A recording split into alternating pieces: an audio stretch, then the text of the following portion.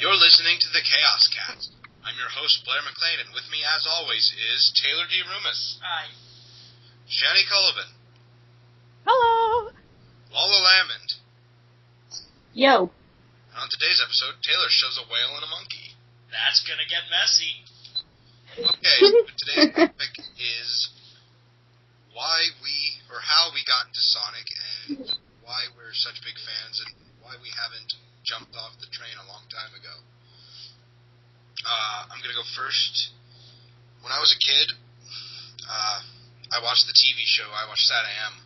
It was really kind of what got me into Sonic, is what put the name in my head, and I really liked it. And it was really entertaining and had a really cool theme song. And so my dad actually got me a PC version of Sonic 3 and Knuckles. And I don't know how or why, because it had just recently come out, I think. But I don't know how he got it. He just had it. Like, he didn't buy it for me. He just had it. And he's not like a gaming person. But so I played that, and I really loved it. Really sucked at it a lot, especially when I was a kid. When I was a kid, I couldn't understand the concept of jumping. So I would just run and randomly hit buttons, and occasionally I'd jump, and I'd be like, how the hell did I do that? So I didn't get very far in the game, but it made me really like it. So then years later, I played some more recent games. The bevy of games like Heroes and Shadow really made me fall in love with the series. No, I'm just joking. Though when I was a kid, I enjoyed those games because, I don't know, I guess I didn't get frustrated by the game pooping on me when I was a kid. But, and then I actually got to play some Sonic games when I heard about Sonic Adventure and Sonic Adventure 2. I played those, and they were just like, yes, this is what it should be. This is what a 3D Sonic game should be. And so I really like those. I also played some of the other 2D games, because my friend had one of those like plug-and-play things that had the first two on it. And, just been a fan for so long, mostly for me. I like the gameplay, but what I think about Sonic actually is the design of the games. I really like the way they look and sound, and feel is like very distinct. No other games really feel like Sonic the Hedgehog, even if they have a similar gameplay style.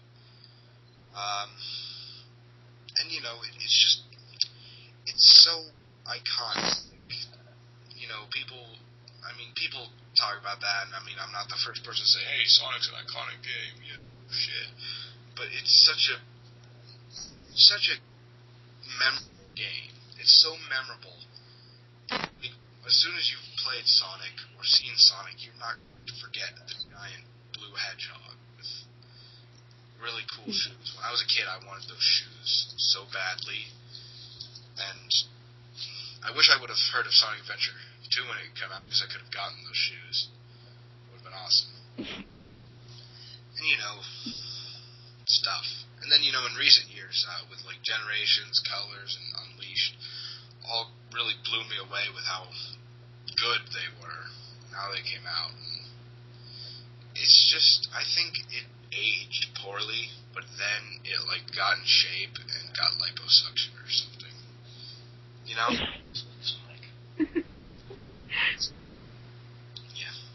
Yeah, it's funny. I got into it right around that rough patch when it kind of hit the polygon ceiling and wasn't doing too well. Luckily, I never played 06. If I had played 06 when it had first come out, I probably would have been off of Sonic forever, to be honest. Anyway, but that's me. How about you, Lola? Well, it's kind of weird for me, because I was a Sonic fan ever since I was about 5, but I was always quite oblivious to the whole franchise. Like, when I was 5, I'd always play the Sonic games, all the classic ones, and then I wasn't really a major fan, but I did really love it. And I remember when I was maybe about 7 or 8, I watched Sonic X on the TV, and I didn't even know there was any Sonic series at all until I seen this, and then I ended up watching Sat AM and Underground and everything. I think from then I just fell in love with Sonic. Like, yeah, I'd literally call him my boyfriend, even though I got the piss taken out of me for it. And I never really played much of the newer games, like Adventures and Shadow the Hedgehog and Next Gen and all them, until basically I was on the computer, and I remember just looking up Sonic stuff, and I found clips from games like Next Gen and Shadow the Hedgehog, and I was kind of totally baffled by this, because I didn't even know like Sonic had gone this advanced, like the way he looked and the detail and everything, and the storyline. And then I found the Sonic Wikipedia and just researched everything, and that was really it for me. That was when I knew I was a total fan. I think I just love Sonic because I just love the characters. I just love how there's all these characters with different personalities. Like, take Sonic and Shadow, they're totally different from each other, but they're both lovable characters. I mean, and you've got Dr. Eggman. You've got Dr. Eggman, and it's not very often you find a game or a series where you actually really love the bad guy as well as you love the good guy. And that's what I just think so funny about it. Like, well, when I was young, obviously I didn't like Eggman at all because you're meant to hate the bad guy. But just when Mike Pollock took over the voice and I just watched him in Sonic X, I was just laughing my head off at him. So now I absolutely love him as well. And I think the good part about having characters in it with different personalities is there's always one you can relate to. Like Tails, for instance, he was bullied because he was really smart, and there might be people out there that are in the same position. They get bullied because they're really smart and stuff, so they can relate with Tails, just in that sense. And Tails is shown to be a really cool character, so it just shows they're a really cool person, just because what they do. Yeah. And I just love the series. The point of this podcast, dear viewers, don't bully mutants. Vote That's not what I Mutant said. Registration Act. I'm trying to be nice here. I know. We're trying to be nice too. I'm trying to be funny. Don't bully mutants. They'll teach you the most badass hero in the world. Then who's the joke on? You don't even exist anymore. You've never even appeared in a game. Asshole. You backstory characters. You think you're important? You're just kid number 5 who's standing in the hallway. Always? You're so mean. Well, we're making fun of bullies. Why is it mean? Still. But yeah, that's pretty much it for me. I just love Sonic the Hedgehog, and I probably always will. Like, well, I will always love Sonic. Well, yeah, it's like me with, I grew up with PlayStation 2, so, like, Jak and Daxter, I loved that series, and then Lost Frontier came out, and I was like, yeah. I was kind of the odd one out in my family. Like, everyone would be sitting playing Mario games, and I'd just, like, I'd watch it, but I just wouldn't be interested in it. I just want to play Sonic all the time. And nobody else liked it, so I would just have the game to myself. Even though I could never complete Sonic 1, but I did complete Sonic 2, so I'm proud. I didn't complete the original 3 games until like 6 months ago. Well, I got them all for DS, the Sonic Classic Collection, so I've completed the second one on that. Sonic's Ultimate Genesis Collection, so that had save states, so I every time I would hit a star post, I would save my progress. Cheeky bastard. Well, enough of that. It's time for Shanny to share. Go. Hello. I got into the Sonic series when I was about 3 years old. My uncle, who is a complete legend, swapped his modified car for a Mega Drive or a Genesis, and about 20 games, including the original Sonic the Hedgehog. What? Uncle traded a car for a Genesis.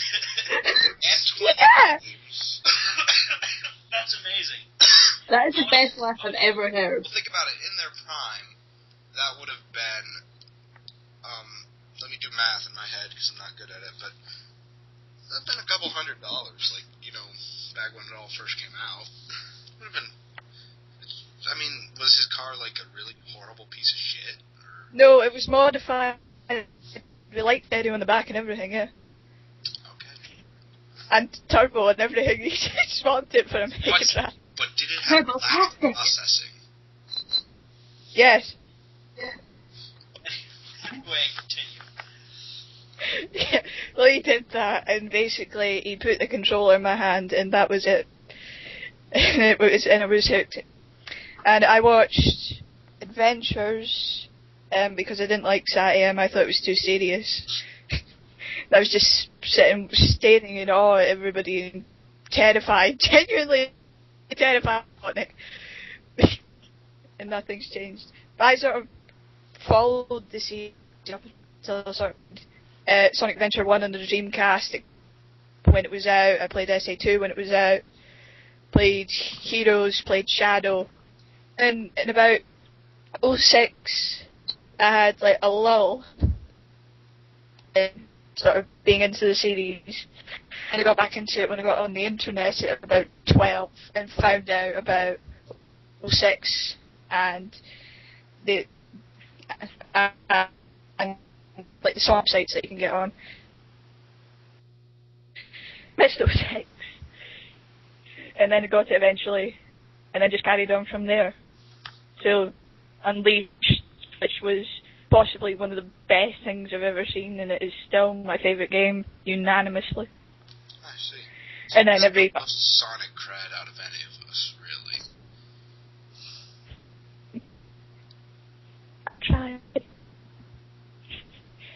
Yeah, I watched Adventure Sonic X, basically followed the whole series up to 2006, then got back into it about 2007, and then just kept going from there. 2006, 2007 was like when I found out all the trivia and all the voice actors and stuff like that. So that's basically when I became like die-hard, as it were. I see. And Taylor, it's your turn for a story.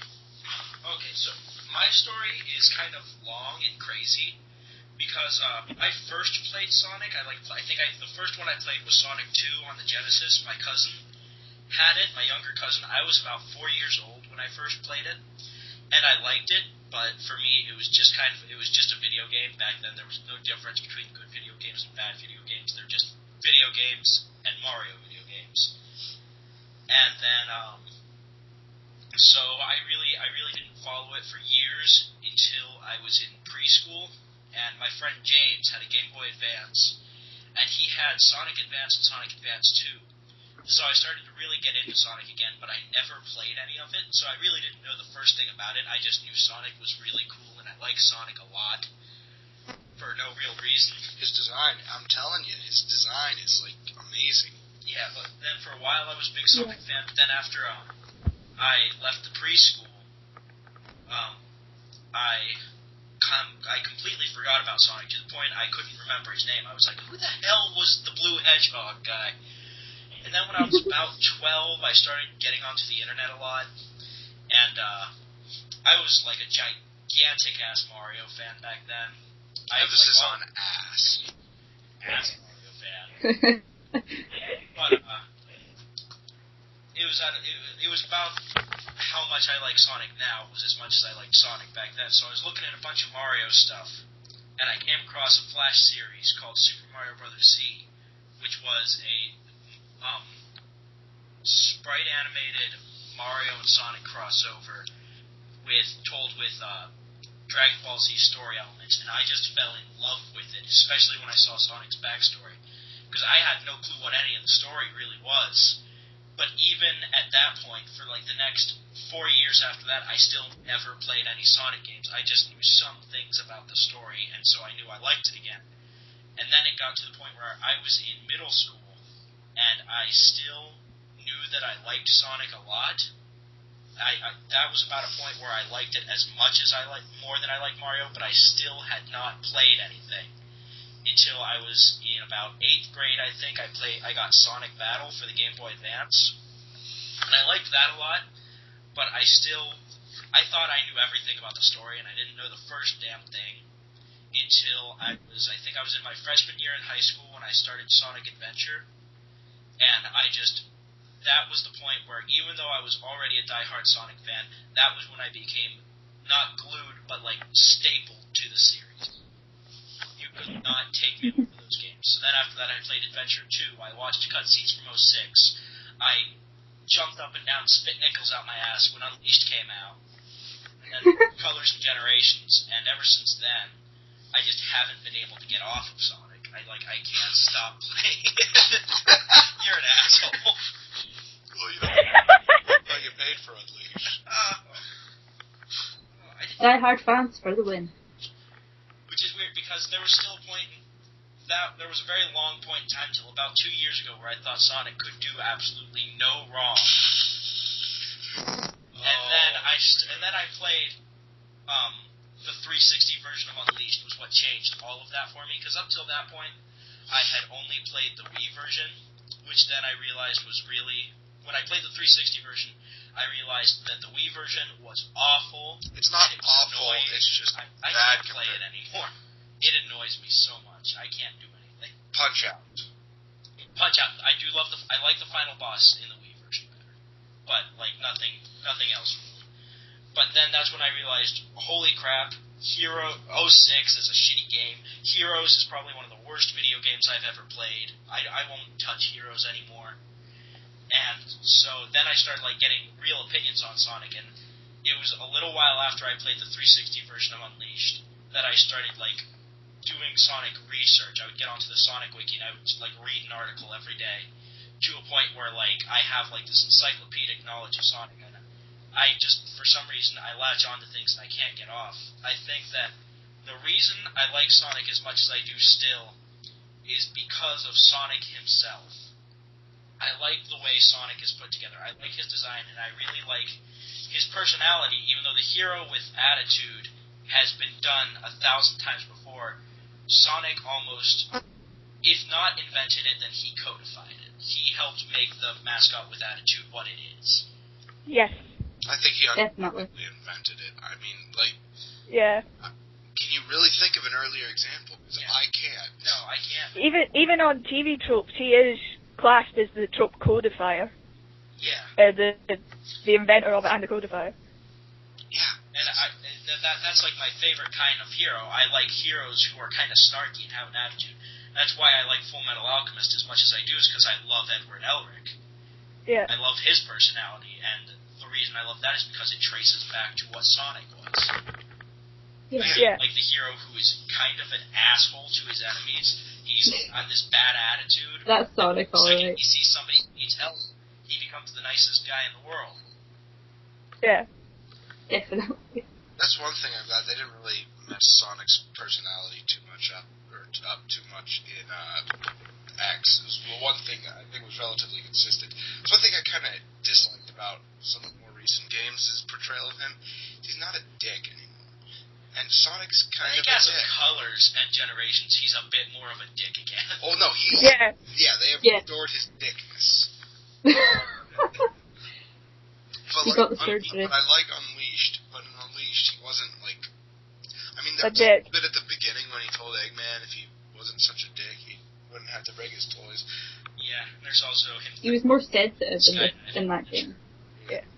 But still... So now that we've got that out of the way, let's discuss what is good about, like, what we like about the series that keeps us coming back. And, I think we'll start with, Sonic himself, as Taylor brought. We'll segue to that. Because, Sonic's got an amazing design. It's very different from anything else. Very simple, but very bold and impossible to forget unless you're an idiot like Taylor. Well, no, Taylor may have forgotten his name, but he didn't forget his design. Yeah, I just forgot who the hell. And it's weird because usually I hate stories where animals are the main characters. I can't stand that. I don't know why. I usually hate it. That's why I won't watch Rango. It's because I don't like this almost entirely. It's a story that could almost entirely be told with people, but with animals. But for some reason with Sonic, that just makes me like it even more. I don't know, Rango's story. I don't see how you'd set up the main character motivation if it was with people. Yeah, about the main character is about the only thing that wouldn't work with a human being, because he couldn't be a chameleon who got lost out of his cage. Or his motivation of being a bored pet. But this isn't the Rango. This is the ChaosCast. Yes. Note to self, make the Rango. We're kind of wandering here. Let's come back. One movie to talk about. Whereas with Sonic, you've got like 16 installations in the main series. I'm just joking, and it would be installments, not installations. Welcome to the ChaosCast, where we can't speak English. Well, obviously, two people from Scotland. Nobody outside of America speaks English. Try speaking American. It's the only language I understand. And then they speak Scottish and they have a clue what the hell I'm saying. I do. It's so strange that not even the Scottish can understand it. Well, we have at least one person that can understand it. It's our one subscriber so far. Yeah. We've got 3. We have 3? Yeah, we have 3 subscribers. I had a look. Oh, never mind. They're back on track! I'm sorry we forgot you two. I'm sorry, nobody told me this. I just record the episode. View that. I thought you'd get emails. We give each one of you subscribers a shout out. Because I Yay. think you're special, and I love you. Once you know I love you, and we will never forget you. It's what place that is. Can we get back to the point? No.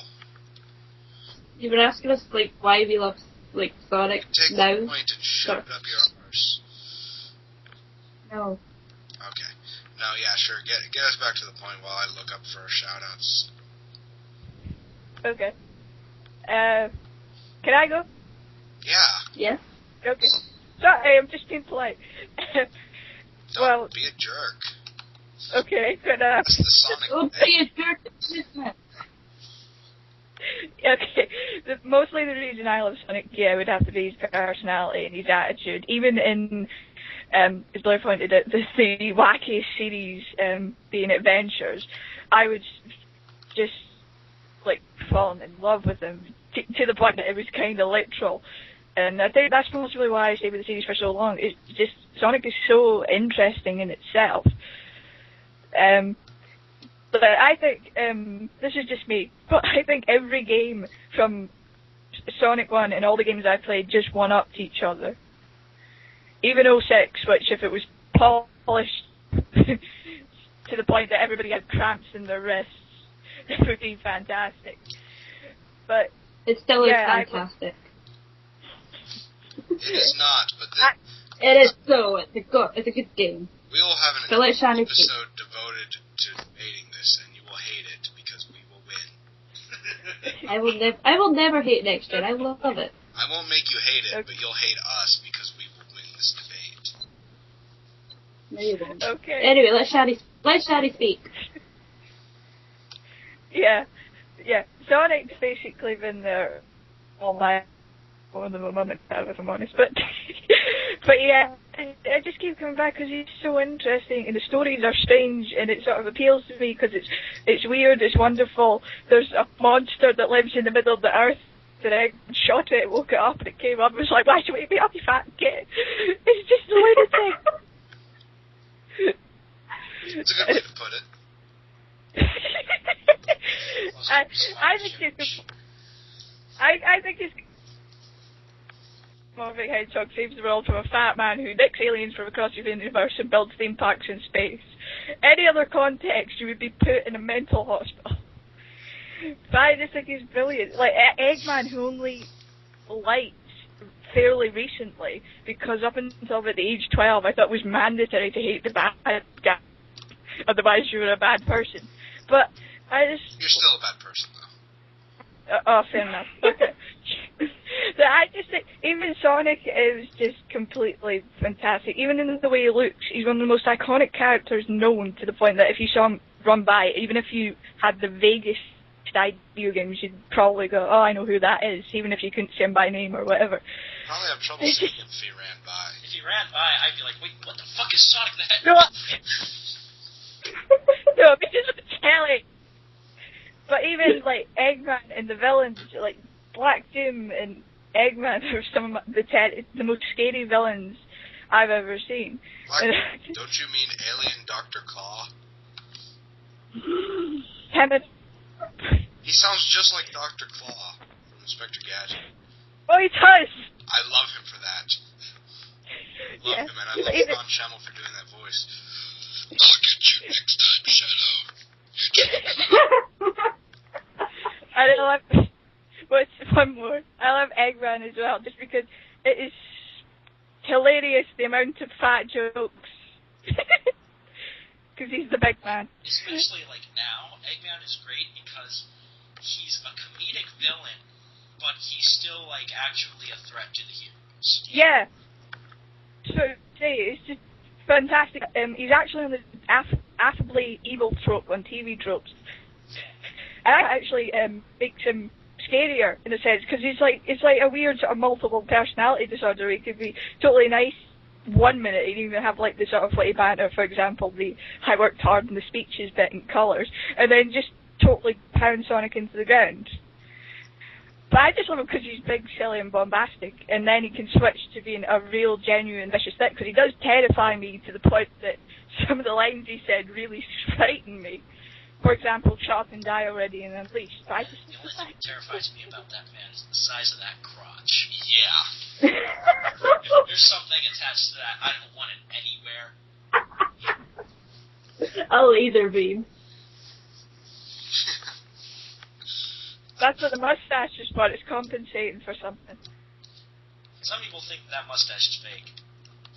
I think that's... Oh, Chad. That would be stupid. It can't be. Chris grabbed it. In SA2, Omo Chow unused voice clips say, "Did you know the Doctor's mustache is fake?" which was probably taken out because they thought folk would believe that. It's not fake. The less said about Omo Chow, the better.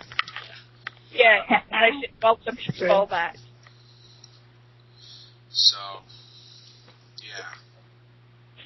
Can I have a say? No. Yes? Thank you, Shadi. There was one reason above, well, basically everything why I still love Sonic and all as well. It's just, he's plainly just a basic reminder of everything I have. Like, I love him, I love the series, and he's introduced me to so much as well. Like, Crush 40, for example, all the amazing songs, and then all the amazing, like, voice actors and everything. And even just the friends I had as well. I just said that. And even our ChaosCast.